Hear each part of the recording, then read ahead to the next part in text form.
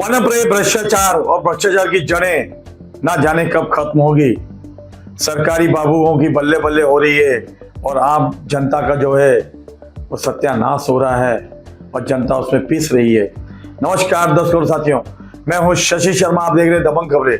दर्शकों, वसई विरार में बड़े पैमाने पर भ्रष्टाचार हुआ था और 41 इमारतों को उच्च न्यायालय ने तोड़ने का आदेश जारी किया था और उसमें तकरीबन 2500 से ज्यादा लोग बाधित हुए थे उस समय।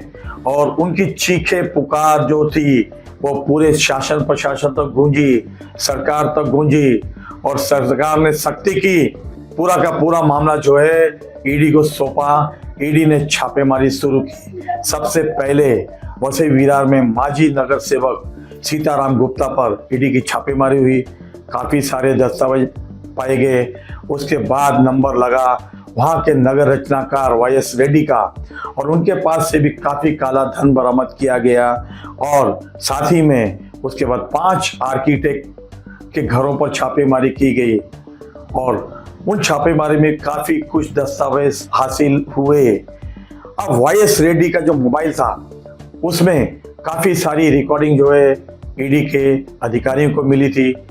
और अब शिकंजा कसना था वहां के आयुक्त अनिल पवार पर। अब आईएएस अधिकारी अनिल पवार पर ड्यूटी पर रहते शिकंजा कसना जरा कानूनी अड़चन हो सकती थी। और जैसे ही कल उनकी रिटायरमेंट हुई है, उस रिटायरमेंट में वहां की विधायिका स्नेहा दुबे, विवेक पंडित, क्षितिज ठाकुर ये सब मौजूद थे और बड़ी नम आंखों से उन्हें विदाई दी गई। लेकिन सवेरे ही खबर मीडिया में आग की तरह फैलती है कि उनके बंगले पर ईडी की छापेमारी हुई है। अब छापेमारी में आगे क्या हासिल होता है और 5वां किसका नंबर लगता है ये तो आने वाला वक्त बताएगा। लेकिन जिस तरीके से ईडी की छापेमारियां हुई है उससे कहीं ना कहीं प्रतीत होता है कि काफी बड़े पैमाने पर सरकारी बाबुओं ने सरकारी कामकाज में भ्रष्टाचार किया है, तभी तो इस तरह की कार्रवाइयां हो रही है।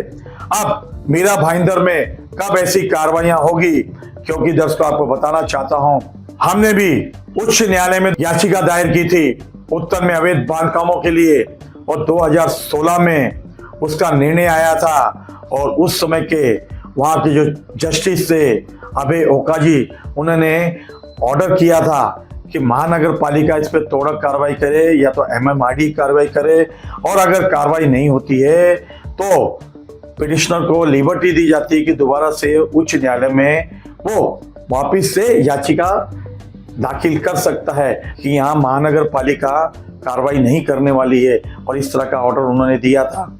हम चाहते हैं इसी तरह की कार्रवाई जिस तरीके से वसई विरार में आयुक्त के कार्यभार मुक्त होने पर हुई, उसी तरह की कार्रवाई मीरा भाईंदर में भी होनी चाहिए। यहाँ के भी अधिकारी जो है भ्रष्टाचार में लिप्त हैं, ना जाने कितने अरबों करोड़ों रुपए का भ्रष्टाचार किया है। ईडी की छापेमारी यहाँ भी होनी चाहिए। यहाँ भी बड़े बड़े धुरंधर बैठे हुए हैं और जब यहाँ छापेमारियां होगी तो काफी कुछ तथ्य बाहर आएंगे और सरकार के भी कान खड़े हो गए। जिस तरीके से सरकार ने सख्ती वसई विरार में अपनाई है, उसी तरह मीरा भाईंदर में भी यहाँ के मुख्यमंत्री देवेंद्र फडणवीस अपनाए।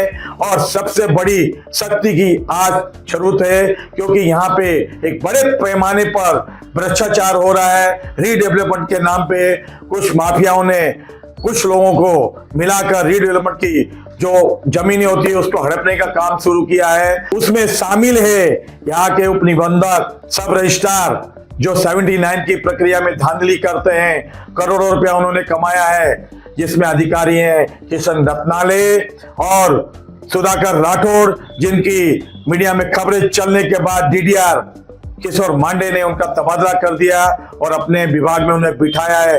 लेकिन कहते हैं ना, अगर आप पानी में गंदगी करोगे तो गंदगी ऊपर ही नजर आएंगी। और जल्द ही इन पर भी शिकंजा कसना चाहिए ताकि लोगों को पता चले कि मीरा भाईंदर में भी वसई विरार की तरह काफी पैमाने पर भ्रष्टाचार फैला है। अब देखना है हमारी इस खबर का संज्ञान सरकार किस तरह लेती है, ईडी विभाग किस तरह लेता है, ये तो आने वाला वक्त बताएगा। लेकिन जिस तरीके से कार्रवाई हो रही है, बड़ी ही सराहनीय कार्रवाई हो रही है। कैमरामैन प्रभात मेरे के साथ शशि शर्मा।